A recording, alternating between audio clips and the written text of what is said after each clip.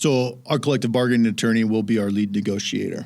So when we enter into bargaining, when we're in the room, we speak with one voice. Our lead negotiator will do all the talking. So you and I, if we are called upon to answer a question or give a presentation, then we will know in advance and be prepared to give that information across the table.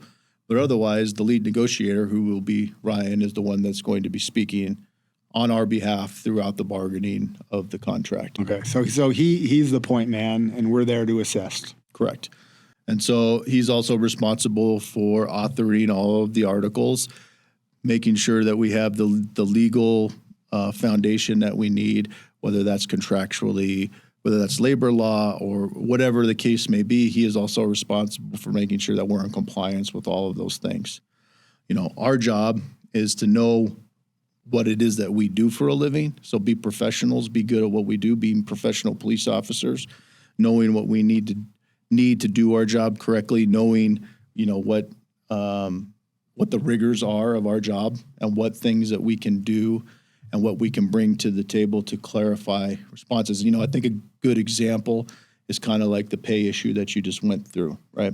Being able to explain from the professional that's getting paid and say, hey, this is off, and this is why I think it's off, and this is why it's important that I get paid correctly, right? Or so providing that subject matter expert response, that's what the board is going to be there for. Okay, so we're not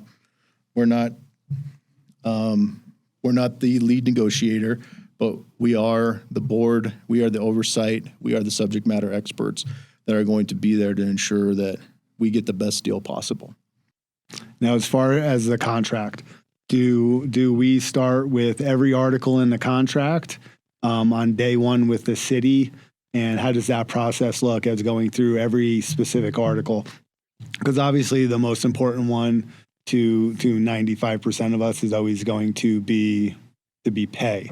But our contract has many other things in it, you know, when days off need to be posted, your vacation time, your sick time, your bereavement time.